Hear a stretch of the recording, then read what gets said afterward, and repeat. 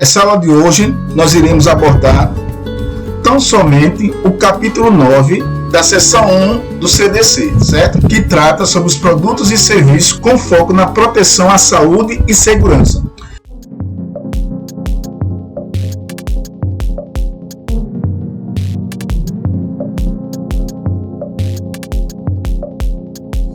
Vamos entender como o CDC garante que nós, consumidores, possamos comprar de forma segura e não somente comprar, mas também contratar os serviços que nós temos a nosso dispor.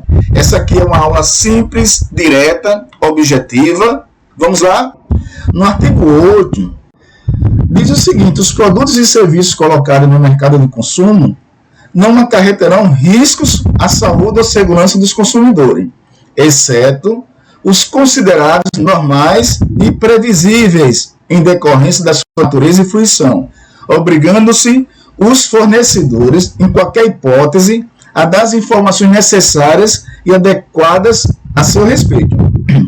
Então, aqui eu poderia destacar para vocês algumas palavras-chave: produtos e serviços, certo? Riscos à saúde ou segurança. E aqui, na sequência, eu trago o exceto. Tá? Este artigo está relacionado a produto, né? Aquilo que você compra, seja um leito, seja uma porta, né? Seja pisos para a sua casa. O produto é qualquer bem imóvel ou imóvel, material ou imaterial. Isso de acordo com o artigo 3º do parágrafo 1º do CDC. E o serviço, seja a contratação do pedreiro, seja a contratação de um marceneiro, enfim, serviço. Então, serviço é qualquer atividade fornecida no mercado de consumo mediante remuneração. Aqui no artigo 8º traz uma exceção, né? São alguns produtos considerados normais e previsíveis, em decorrência da sua natureza. Essas situações acontecem muitas das vezes não por culpa do fornecedor ou do fabricante. Está relacionado diretamente à natureza do próprio produto ou serviço. Não significa dizer que seja um escape para quem coloca um produto ou serviço no mercado. Não, ou seja, não seria uma desculpa da pessoa colocar um produto para vender e aquele produto ali, de repente, pelo tempo fez mal ao consumidor e a empresa simplesmente diz: não, mas isso aqui estava previsto. Não, não é dessa forma. Quem coloca uma faca para vender no mercado, coloca e sabe que não é apropriado para a criança, mas isso tem que estar especificado direitinho no produto na hora que estiver exposta na prateleira. O fabricante deve informar que é cortante, mas não pode ser responsabilizado por alguém. Aqui está dizendo o seguinte, que o fabricante ele deve informar que é cortante, né? E se alguém se machucar, foi justificada pela afirmativa explícita que o fabricante colocou no produto. Outro exemplo que nós temos aqui são os medicamentos. A gente compreende que alguns remédios podem ter efeitos colaterais. A bula precisa informar esse risco, pois eles fazem parte do uso do medicamento. Produtos industriais, né? No parágrafo 1º, diz o seguinte: em se tratando de produto industrial, ao fabricante cabe prestar as informações a que se refere este artigo, através de impressos apropriados que deva acompanhar o produto. Então, como eu falei anteriormente, todo produto colocado no comércio,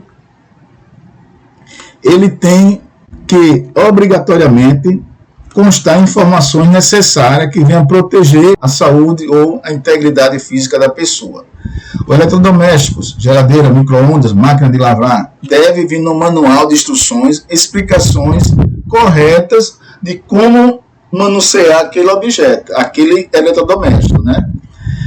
Se alguém, por exemplo, compra um micro-ondas, vocês já observaram que no cabo de força tem uma especificação dizendo que é para ser usado em determinada voltagem, ou de 110 ou 220. Então, ali é uma informação necessária que o fabricante tem que colocar no produto, né, para que não aconteça o pior. Produtos químicos, como por exemplo tinta, veneno, inseto, tem que vir a especificação: cuidado, veneno, deixe longe da criança. Alguma situação relacionada à proteção de quem compra o produto. Deu para entender, né?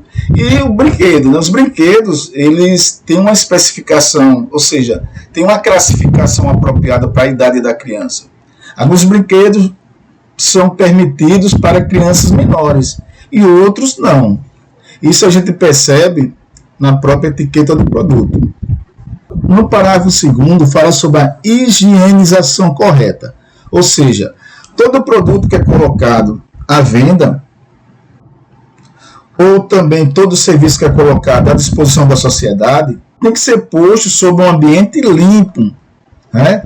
O que é que diz o parágrafo 2º? Vamos ler. O fornecedor deverá higienizar os equipamentos e utensílios utilizados no fornecimento de produtos ou serviços, ou colocado à disposição do consumidor, e informar de maneira ostensiva e adequada, quando for o caso, sobre o risco de contaminação. Certo? Vou dar um exemplo aqui, ou melhor, tem alguns exemplos práticos. Então, os exemplos que nós temos aqui, exemplos práticos que nós temos aqui, é o restaurante e lanchonete.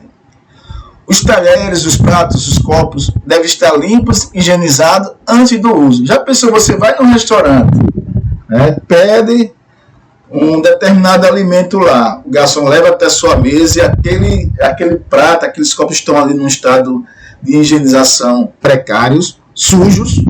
Né? Então, assim, a lei garante que esse restaurante, no nosso exemplo, eles têm que preservar pela higienização dos seus produtos ou de seus serviços, tá certo? Porque se não fizer dessa forma, isso pode acarretar em sérios prejuízos à saúde dos clientes, dos consumidores. As academias e salões de beleza é outro exemplo que eu trago aqui. Os equipamentos de academias e cadeiras de salões devem ser higienizados regularmente. Salões de beleza precisam esterilizar alicates e tesoura para evitar infecção. Então nós temos aqui dois exemplos. Nós temos as academias e salões de beleza. Com relação à academia, as cadeiras e os equipamentos devem ser higienizados regularmente. E os salões também precisam, por exemplo, aqueles instrumentos que as profissionais trabalham dentro do salão de beleza. Eles precisam ser esterilizados corretamente para evitar infecções. A gente sabe hoje que muitas das doenças são transmitidas através do contato direto com instrumentos que não são esterilizados, que não são limpos adequadamente. E isso acaba transmitindo uma doença de pessoa para pessoa, né? E para a segurança da transparência de informação, todos os produtos eles têm que trazer no próprio corpo do objeto, isso de forma bem visível, algumas informações. Por exemplo, para os produtos embalados, os avisos devem estar no rótulo, bem perto das informações nutricionais. Se você vai num restaurante e você é alérgico, o estabelecimento tem a obrigação de informar, né, de informar que aquele produto ali pode trazer sérios prejuízos a pessoas alérgicas. Tá? É o caso aqui que vocês estão vendo aí do camarão. E, além das próprias descrições ou escritas no produto, os funcionários eles devem fazer uso do aviso verbal, ou seja, eles têm que falar. Chega para o cliente, conversa, olha, esse produto é assim, tem que ser ligado em 220, você sempre tem que fazer a troca desse material aqui. Quando determinado produto estiver com um cabozinho ali rompido, faça a troca com o especialista. Enfim, são informações técnicas que o fornecedor sabe, mas o cliente que está comprando nem sempre, tá bom? A mesma coisa acontece com algumas lanchonetes, né? O cidadão vai lá, vai comprar um suco, é diabético, por exemplo, então a pessoa tem que informar, olha, os nossos sucos todos contêm açúcar. O senhor pode tomar? Entendeu? Então a informação tem que ser clara, tem que ser direta e que tem que ter esse diálogo entre quem está vendendo ou fazendo o serviço e aquele que está adquirindo o produto ou aceitando a oferta do serviço. Então, no artigo 9, diz o seguinte: o fornecedor de produtos e serviços potencialmente nocivos ou perigosos à saúde ou à segurança deverá informar de maneira ostensiva e adequada a respeito de sua nocividade ou periculosidade, sem prejuízo da adoção de outras medidas cabíveis em cada caso concreto. O que isso significa dizer? As empresas, os fornecedores de produtos e serviços, eles têm que trazer a informação bem evidente, né? Ou seja, de maneira bem ostensiva, a respeito se um produto ou serviço pode causar algum prejuízo determinado, né? Como exemplo prático, eu coloquei aqui produtos de limpeza, né? Água sanitária e desinfetantes precisam ter rótulos alertando sobre o risco de intoxicação e orientações para o uso seguro, né? A gente sabe que esses produtos, eles são tóxicos, são venenos, usados exclusivamente para limpeza, é um perigo sempre presente ao alcance das crianças, na verdade. Cuidado enquanto consumidor, mas as empresas são obrigadas a deixar a coisa bem evidente do perigo iminente, ok? Os medicamentos é outro exemplo. As bulas têm que trazer algumas informações do tipo este medicamento pode causar sonolência. No artigo 10 e último do nosso estudo, nós temos como descrição o seguinte: o fornecedor não poderá colocar no mercado de consumo um produto ou serviço que sabe ou deveria saber apresentar alto grau de nocividade ou periculosidade à saúde ou segurança. Nós temos aqui 3 parágrafos. O primeiro diz o seguinte: o fornecedor de produtos e serviços que, posteriormente à sua introdução no mercado de consumo, tiver conhecimento da periculosidade que apresenta, deverá comunicar o fato imediatamente às autoridades competentes e aos consumidores mediante anúncio publicitário, né? Então, a pessoa colocou no mercado um determinado produto ou serviço. Com o tempo, aquele produto começou a apresentar uma situação rotineira, todo mundo reclamando: aconteceu isso. É o exemplo do carro, né? Aconteceu isso, está acontecendo isso com o carro tal. Então, nesse caso, a empresa imediatamente tem que fazer os seus anúncios, né, a sua publicidade, no sentido de convocar as pessoas que compraram aquele veículo para fazer um recall, ou seja, para fazer o conserto. No parágrafo 2º, reafirma isso que eu falei anteriormente, que diz o seguinte: os anúncios publicitários a que se refere o parágrafo anterior serão veiculados na imprensa, rádio e televisão.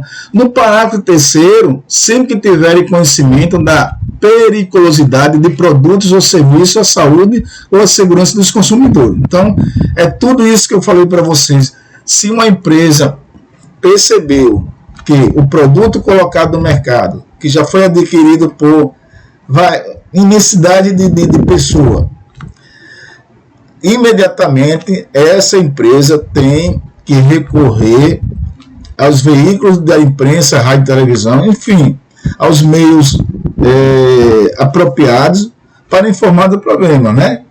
E isso está dentro da lei. E também isso pode acontecer, como eu coloquei aqui, em alimentos contaminados. Em tudo, né? Em tudo. Seja aquilo que você compra, estou repetindo constantemente, do fornecedor, dentro da linha de adquirir o produto, mas também dentro da situação de adquirir um serviço. Tá? Um produto, esse é um caso comigo semelhante, que eu comprei, até coloquei aqui, comprei um pão e ele veio mofado. E o direito é a substituição ou reembolso, né? Diz lá no estudo nosso aqui, no artigo 18 do CDC, que se o produto ele apresentar defeito ou impróprio para o consumo, a pessoa pode trocar por outro, pode solicitar a devolução do dinheiro ou desconto proporcional no preço. Nem sempre isso acontece na prática, tá certo? Mas é um assunto que nós iremos discutir mais adiante. Espero que vocês tenham curtido, gostado. Estou me esforçando ao máximo para que possa levar um conteúdo direcionado ao conhecimento da área jurídica. Nem sempre é acessível, né, porque a gente sabe que nem todo mundo tem computador com internet, nem todo mundo estuda as leis, nem todo mundo tem condições de comprar livros.